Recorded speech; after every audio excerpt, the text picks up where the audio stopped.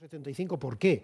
Y me respondió muy sensatamente, estoy pagando el 0,75 por tener ahí un depósito de liquidez que no estoy seguro que pueda obtener en cualquier otro, por cualquier otra vía. De manera que seguramente pidieron demasiado. Mientras tanto, desde el año pasado a entonces pidieron demasiado, hombre, los bancos se han ido ajustando.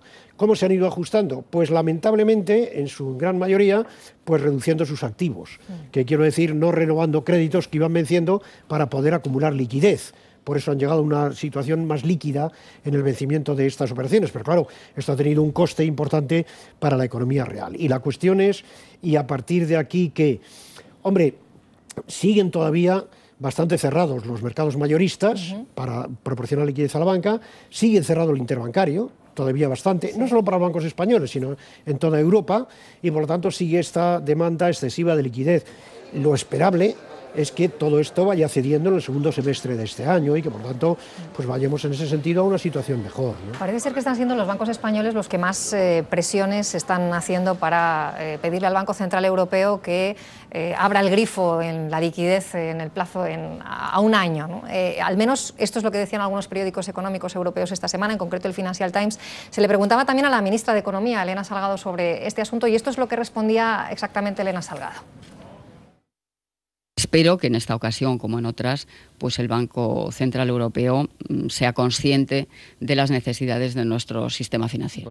Eso es lo que decía la ministra de Economía. Yo no sé si estaríamos ante una cierta paradoja en el sentido de que, bueno, esos test de estrés que estamos esperando, que se van a hacer públicos próximamente, parecen situar a los bancos españoles como los mejores en cuanto a solvencia de la Unión Europea, pero por otro lado, si España es quien está forzando al Banco Central Europeo para que abra más el grifo, esto algo no cuadra, ¿no? ¿Cómo debemos interpretar esto? Bueno, a lo mejor el fragmento que hemos tomado en las declaraciones de la vicepresidenta y ministra de Economía. Yo creo que sí hay que pedirle al Banco Central Europeo que tome en consideración lo que está ocurriendo en los mercados, pero no lo que le está ocurriendo solo a los bancos españoles, ¿no? Que es un poco lo que da la impresión de esas declaraciones. El Banco Central Europeo tiene que estar de guardia porque sabe que los mercados están fallando, no están normalizados y por lo tanto su obligación es proveer de liquidez en última instancia ante ese funcionamiento defectuoso de los mercados. ¿Que necesitan los bancos españoles que eso? Claro, pero también otros sistemas bancarios.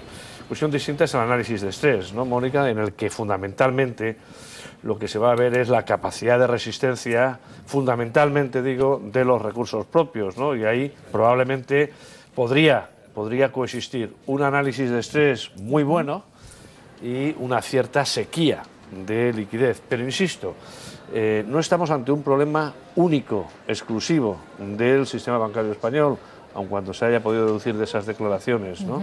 Por lo tanto, lo que sí hay que decirle al Banco Central Europeo es que mire por los sistemas bancarios, porque fluya la liquidez entre los grandes bancos, entre los bancos del conjunto del eurosistema. Y eso sí, cuando los mercados mayoristas estén funcionando, hay que empezar a retirar lo que son medidas excepcionales, pero mientras tanto no aportar la más mínima duda, ¿no? Porque eso es peligroso. De cerrar el grifo, ¿no?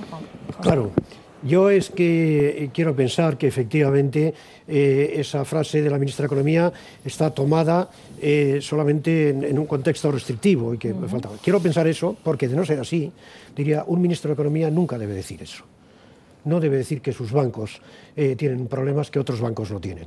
Primero, porque no es verdad, y segundo, porque aunque lo fuera, un ministro de Economía nunca debe decir eso, me parece a mí. Por lo tanto, quiero pensar que eso simplemente se debe a que no se ha tomado la frase completa, como decía Emilio. Los bancos españoles tienen un problema de liquidez, sin duda alguna. Tienen, como todos los bancos. Tienen un problema, pueden tenerlo, un problema serio, si es que queremos verlo así, de cotización de sus acciones en los mercados, es decir, de capitalización. Y esto, por razón, como decíamos antes, del efecto España. Claro, es decir, el Banco Central Europeo debería tener en cuenta las condiciones de la banca española. Yo lo pondría de otra forma. El gobierno español debía tener en cuenta cuáles son las condiciones de la banca española para proceder lo más rápidamente posible a su reestructuración. Y estamos llevando demasiado tiempo en eso. Y debía tener también en cuenta el gobierno español cuáles son las necesidades de la banca española para acometer las reformas estructurales que son necesarias en esta economía para que desde fuera se nos vea como una economía dinámica y por lo tanto la banca española no sufra el efecto España, al que antes se decía. Todo esto estoy de acuerdo con Emilio, es ajeno de cualquier manera al tema de los stress tests, porque esto lo que nos dicen es no cuál es la situación de liquidez de la banca, sino cómo está la banca española en relación con su solvencia patrimonial. Y me parece que nadie, ni la ministra de Economía española, duda de que la solvencia patrimonial de la banca española pues es una solvencia muy positiva, y la publicación de los stress tests yo creo que lo van a comprobar. Y hablando de solvencia y de ese efecto España, que también estabas describiendo ahora, me gustaría preguntaros también por esa decisión de Moody's, de momento advertencia de que podría rebajar la calificación a España. Moody's es la única agencia que de momento mantiene la máxima calificación a la deuda española, pero amenaza con rebajarla, dice, en un plazo de 3 meses. Me gustaría preguntaros si esto creéis que está justificado, si lo merecemos, si no. Lo digo también porque parece que la deuda de momento se sigue colocando bien, por lo menos es lo que hemos visto esta última semana también, ¿no? La deuda se sigue colocando bien, bastante bien. Es la subasta a la que te refieres fue sobredemandada 1,6, 1,7, 1,8 veces, etcétera, etcétera. Pero eso no impide verificar que los inversores, que siguen comprando deuda española y van a seguir comprando deuda pública española, no estén demandando una mayor rentabilidad. Y lo que es un hecho es que el diferencial de nuestra deuda, que es una forma de expresión del riesgo, tomando como referencia el homogéneo alemán, pues está abierta, se ha abierto, ¿no? Y hemos vuelto a estar otra vez en niveles que obligan a reconocer que Moody's está, como dicen los expertos, detrás de la curva. Que de alguna forma lo que estaban diciendo los mercados está más cerca de una pérdida de un escalón en el rating de Moody's que el mantenimiento de ese escalón. Dicho esto, no nos debería preocupar en exceso, nos debería preocupar mucho más, porque insisto, cualquier reducción en el escalón de Moody's es pasar de matrícula de honor a sobresaliente, por hablar rápido. ¿Qué nos debe preocupar? Nos debe preocupar las razones que da Moody's. Y la primera razón que dice es: usted no va a crecer. Esa es la primera. La segunda que dice es: usted tiene un elevado déficit público. Y la tercera es: usted tiene un sistema bancario que puede tener problemas de fondeo, de captación de recursos en los mercados mayoristas. Pero a la razón de las tres que le atribuye un carácter, yo diría, casi troncal, esa es la primera. Es muy difícil que un país altamente endeudado, deuda privada, no deuda pública, salga adelante, pague las deudas, si no crece. Claro. De momento Moody's, hay que decir que ha rebajado ya la calificación a 5 comunidades autónomas españolas esta semana. Juan José. Sí, vamos a ver, lo que ha hecho Moody's es hacer lo mismo que habían hecho las otras 2 agencias de calificación antes. Por cierto, no nos rebaja, o no amenaza, porque no ha rebajado nada, amenaza por hacerlo, no nos rebaja de matrícula de honor a sobresaliente, sino de matrícula de honor a notable, porque son 2 saltos los que dan.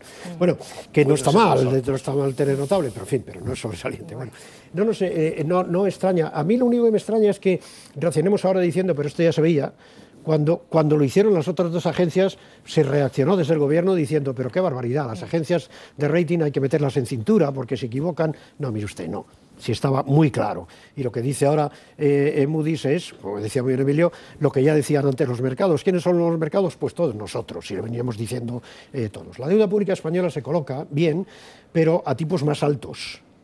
Por tanto, eso de que se coloca bien, hombre, y si subimos más el tipo de interés todavía se colocará mejor, ¿no? Sí. Y después habría que pensar quién está comprando la deuda española. Si son bancos españoles con dinero del Banco Central Europeo, ¿cuánto se está comprando de verdad por los inversores internacionales y qué precio están pagando eso en definitiva, si son el marginal o no? Yo creo que Moody's da en el mismo clavo que dieron los anteriores y que venimos dando todos. Una economía que no crece, efectivamente, es una economía en la que no solo su sector privado no pagará para sus deudas, sino que su sector público, aunque tenga la deuda todavía baja en relación con el PIB, también tendrá dificultades, porque si la economía no crece, va a ser imposible generar ingresos tributarios suficientes como para reducir el déficit. Y si no se reduce el déficit, la deuda puede aumentar. Moody's, en concreto, dice que puede aumentar hasta el 80% en 2 años, es decir, 80% del PIB, es decir, 270.000 millones de euros. Esto significaría unos pagos de intereses muy importantes. De forma que no solo es la deuda privada, sino